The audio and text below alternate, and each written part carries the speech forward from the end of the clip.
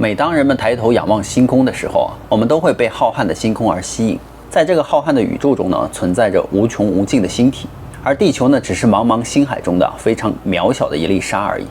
人们一直以来呢，都致力于寻找与我们相同的高等生命体，但到目前为止呢，我们都没有突破性的进展。但是在我们探索宇宙的时候呢，当宇航员们在茫茫的宇宙中听到了有人敲门的时候，会是什么样的感觉呢？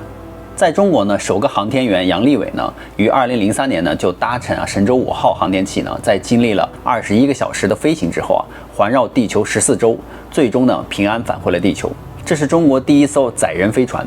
中国的成功呢，自然是登上了各大媒体的头条，并且呢被全球直播。然而呢，返回地面之后呢，杨利伟由于首次执行航天任务心中却是五味杂陈，满是疑虑。按照杨利伟的记忆呢，他说在飞船进入宇宙之后呢，他就听到了有人敲门。由于当时的技术还不够发达呢，并没有找到答案。他说幸亏当时呢他足够冷静。那这个奇异的敲门声到底是什么呢？让我们进入今天的故事太空玄幻事件。以下的故事呢非常玄幻大家理性观看。Hello， 大家好，我是宇哥。Hello， 大家好，我是小唐。什么呢？神舟5号载人航天器呢，于2003年10月15日在酒泉卫星发射中心呢发射成功。等火箭升至离地面40公里的高空的时候由于火箭与太空船之间产生了低频共振，所以再加上超负荷的引力呢，曾一度超出了正常的理论极限。这就导致了杨利伟当时在飞船内的身体暂时是无法移动的。而当时地面的指挥部的技术人员则是透过了监视器看到了杨利伟的一动不动的样子。杨利伟呢，于2016年第一次访谈中就证实当时他似乎已经昏厥，但幸运的是，危险呢仅仅维持了26秒呢，便被排除了。在发射后的10分钟内呢，正式就进入了预定的轨道。到了这个时候杨利伟终于就放下心来，总算是度过了最危险的时刻。而此时此刻呢，飞船呢正漂浮在茫茫的宇宙之中。杨利伟呢仰望着窗外既熟悉又陌生的地球呢，心中是又兴奋呢又骄傲。在杨利伟向地面指挥中心做出了一个自我感觉良好的手势之后呢，杨利伟便开始有序地进行着计划中的行动了。但是他感到意外的一幕这时候发生了。在这一片死寂的宇宙的空间里呢，杨利伟居然听到了宇宙空间外传来了咚咚咚的敲击声，就好像是某种奇怪的敲门声。而且在起飞之前呢，他还做了几次心理测试，绝对不会因为紧张而产生幻觉嘛。刹那间呢，杨利伟当时听到了之后就汗毛直立。他就想敲门的是什么人呢？该不会是外星人吧？不过杨利伟还是镇定了下来。他知道这声音不可能是从外面传进来的呀，因为要传递声音必须要有一个介质嘛。不过在宇宙中没有任何的空气，声音也无法传递出去所以杨利伟当时就猜测呢，这个声音应该是来自于飞船的内部，或者说是飞船内部的仪器出现了问题。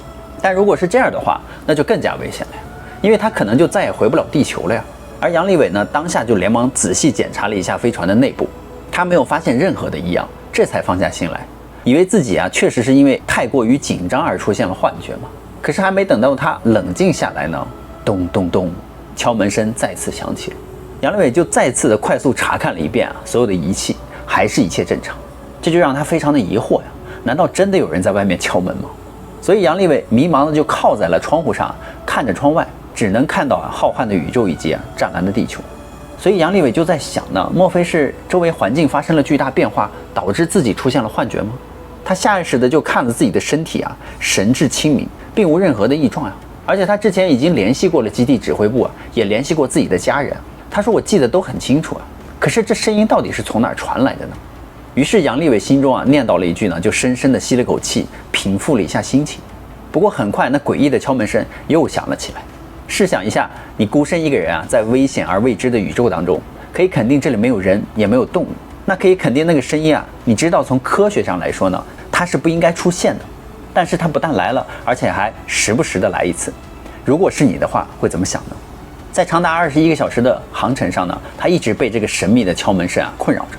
但杨利伟呢，作为接受过科学教育的航天员在他看来呢，以7.9公里每秒的速度在飞行的飞行器根本就不可能有人会来到他的门前敲门嘛。但此时呢，中国航天界并不具备太空行走的条件，而杨利伟呢也没有执行出舱的任务的许可，因此呢，他经过深思熟虑之后呢，决定暂时放下这个奇异的敲门声，先抓紧时间执行别的科研任务。神舟5号预定的航天时间呢，只有短短的21个小时。因此时间呢容不得浪费，所以他就将心中的疑虑抛之脑后呢。杨利伟呢又去执行其他的项目研究了。在一系列高强度的科学研究之后呢，神舟5号的航天飞机啊，在北京时间的10月16日上午6点呢，成功返回了陆地。这是一次非常成功的着陆，但他心中呢却对那个诡异的敲门声啊，却是百思不得其解。所以一落地呢，他就立刻将这件事情啊上报给了总部。航天界的科学家们得知了杨利伟的见闻之后呢，也感到十分的神奇。既然飞船的设备都完好无损啊，敲门声又是从何而来的呢？为此呢，科学家们就特意的回收了这个神舟5号飞船进行了复查。不过谁也没有想到啊，直到13年之后，这个谜底啊才被彻底揭晓。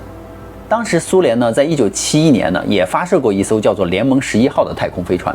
事后呢，3名宇航员啊，在报告中就说他们也听到了敲门的声音，不是一个人听到，是3个人都听到了。他们同时产生幻觉的可能性啊是极低的。通过对这个神舟5号飞船的检查呢，科学家就发现了一个惊人的现象。他们说，在经历了太空旅行之后啊，神舟5号不仅出现了外壳的形变，而且被层层保护的内壁呢，也出现了一定程度的变形。也就是说，神舟5号呢，可能在极短的时间内遭受了极高温度以及极低温嘛，这才在极大的温差的作用下呢，而产生了变形。所以飞船在高速的穿越大气层的时候呢，飞船的表面会产生1000度以上的高温，但一进入冰冷的太空呢，飞船又会处于零下100多度的寒冷中。在热胀冷缩的定律的作用下呢，即便神舟5号采用了大量的抗高温的材料呢，也不可避免地出现了形变，而形变的过程中出现敲门的声音也就再正常不过了。这是目前听起来最合理的解释了。然而对于那些喜欢 UFO 的人来说他们就认为这肯定是遭遇了 UFO 了。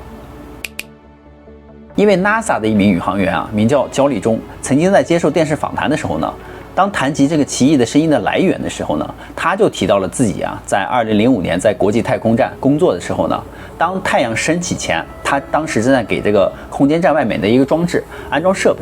突然之间呢，他就发现空间站的周围呢，就出现了5个像极是电灯泡的物体而且是编队成三角形在移动。这是怎么回事呢？当他准备仔细观察它们的时候呢，没想到天色已经大亮了。焦立中虽然看不清楚但焦立中却可以确定呢，他看到的那个三角形的编队绝对不是任何的星系里面的星系，它就是一种UFO。因此焦立中就相信只要太空站和航天器的质量不出任何问题宇航员们听到的咚咚咚的声音呢，很有可能就是从这些 UFO 中传出来的。这些 UFO 是发出一种由 UFO 向地球上的同伴们致意的信号。不过呢 UFO 也不可能在宇宙里无时无刻的在移动嘛，这就说明了它的附近肯定是会有一个基地。距离地球最近的星球那只有2种嘛，一个就是月亮，另一个呢就是共轨行星了。月球我们就不说了嘛，我们来讲一下共轨小行星。它可能就是外星文明呢在地球附近建立的一个小据点。那什么叫共轨小行星呢？所谓的共轨呢，就是在天文学上有几个星体同时绕着同一个恒星运行，而这些星体与恒星之间的距离呢并不遥远。现在呢，科学家们已经发现了大约有20个与地球共轨的小行星，它们都是绕着太阳旋转。那么这些小行星之中呢，就有一颗体积最大，编号为3753号，名叫克鲁勒德尼的小行星。它以一个椭圆形的轨道绕着太阳旋转，每年呢都会靠近地球一会儿，然后呢又远离地球而去。所以克星的直径呢有5公里。这么大的一颗陨石用来建造一个基地的话，容纳一艘中型的宇宙飞船还是没有任何问题的。所以焦立中呢，甚至怀疑这颗行星上可能就存在着一座太空堡垒。但是由于这颗行星与地球之间的距离实在太过遥远了，以至于现在的太空望远镜呢，只能在这颗星星上看到一些很小很小的亮点，无法看到内部的具体情况。所以焦立中就认为呢，唯一的办法就是把这个记录仪送到这些小行星上，才能够给我们带来答案。但是就算我们将记录仪送到了这颗小行星上呢，它真的能够将这颗小行星上的一切记录发还给我们吗？在 NASA 以前发生过的事件中呢，就给了我们详细的答案。冥王星呢是世界上的9大行星中体积最小、质量最小的行星，于2006年呢被国际天文学会除名，也就是说现在已经不再有9大行星了。NASA 的新视野号探索器呢，是2006年1月19日从佛罗里达州的卡纳贝拉尔角发射升空，经过了9年的太空旅行即将在7月14号飞越冥王星和它的卫星。这是第一个飞越冥王星的人造宇航器。之后呢 ，NASA 还指望着新视野号发回来冥王星的各种资料呢。没有想到，就在这关键的时刻啊，它居然失联了。新视野号原本计划在7月15号和16号呢，对冥王星的周围的空间来做深度的搜索。因为这2天的新视野号所在的位置就刚好可以完美的覆盖冥王星的周围空间，这是最佳的时机可以发现完整的冥王星。是不是还有一些我们尚不知道的卫星？所谓的深度探索呢，就是用高灵敏度的太空望远镜或者是探测器呢，持续的观测某一个天体的区域，从而就发现更多更暗淡的天体。所以哈勃太空望远镜每次做深度搜索的时候呢，都能够找到新的卫星。但是关键的时刻呢，新视野号发回来的图像里，却连冥王星的一颗新卫星都没有找到，仿佛有什么东西刻意让机器宕机了3天，完美的错过了需要拍摄的东西。根据 NASA 的新视野号在冥王星上传回的资料显示呢，冥王星厚厚的冰壳之下存在着一个总水量和地球海洋差不多的冰下海洋。研究就发现，虽然冥王星和太阳之间的距离非常遥远，让它处于极度黑暗和寒冷的环境之中，但是在冥王星形成的时候呢，它的内部是具有热反应的，并且这种热反应呢一直持续至今。这也让过去40多亿年的时间里，冥王星的内部一直存在着冰下海洋，而不排除有生命。之后呢 NASA 却拍下了冥王星诡异的画面，一个巨大的生物呢瞬间无踪。原来我们发现冥王星的地表竟然出现了一个体型庞大的外形类似于蜗牛的生物。这张图呢是从冥王星传回来的照片，能够很清晰的看到有一个很像蜗牛的东西爬在了冥王星上。我们可以清晰的看到它类似于蜗牛的头和外壳，而且它的身后还有一条类似于行走留下的水痕，好像呢就有一只巨大的物体正在蠕动，像极了地球上面的生物蜗牛。它身后的那个轨道呢，就非常清晰地表明了，好像有一只巨大的物体在顺着这条轨道在蠕动一样。这难道就是冥王星上的生物吗？这一发现就超出了人们的认知，而美国的航天局发射的探测器呢，让人们更清晰地了解了冥王星。人们发现冥王星上有一块白色的区域呢，看起来就像蜗牛在蜿蜒前行，与地球的蜗牛的活动轨迹是极为相似的。但也有科学家强调呢，以冥王星所处的环境来看呢，这颗星球是不可能存在生命的。在众多围绕太阳系公转的星体之中呢，冥王星排列最后，并且距离太阳最远。太阳光呢，也就是光速达到这里也需要5.5个小时。而且呢，由于位处于太阳系最黑暗的角落冥王星的温度经常就处在零下200度，生物呢根本难以适应这里的气候。后来人们对这个物体不断的研究之后，才发现这个物体的体积是非常大的，根本就没有可能有这么大的蜗牛。也许这样的巨型蜗牛是不存在的。科学家就认为冥王星上没有生物，既然没有生物能够在冥王星上存活呢，那么看起来似乎会移动的物体并不是蜗牛的近亲。科学家猜测冥王星的表面特别平整，看起来就神似蜗牛的物体也许就是浮冰。人们看起来像粘液一样的行动轨迹呢，也有可能是冰川融化的轨迹。消息传出来以后呢 ，UFO 的爱好者们就在网上提出了强大的质疑。这个新视野号出故障呢，是自动切换到了安全模式，马上要有重大发现的时候呢，就掉链子，但是它却让你看到了巨型蜗牛。所以这种同样的外来干预呢，还发生过一次。好奇号火星探测车呢，也曾经发生过类似的超自然事件。在2013年呢，好奇号曾经到达过一处叫做盖尔陨石坑的环形山，并在那里检测到了大量的甲烷。这种气体呢，是由微生物和动物进行代谢而形成的，因此呢，它也被认为是有生命存在的标志。这一发现呢，就极大地鼓舞了科学家们对于火星上寻找生命的信心。因此呢，盖尔环形山之后便成为了他们研究的焦点。但就在好奇号拿到了样品马上就要检测出结果的时候呢，好奇号突然就死机了。也许你认为这是一个巧合，在经过了数个星期的焦急等待之后NASA 的团队呢，总算是解决了这个问题。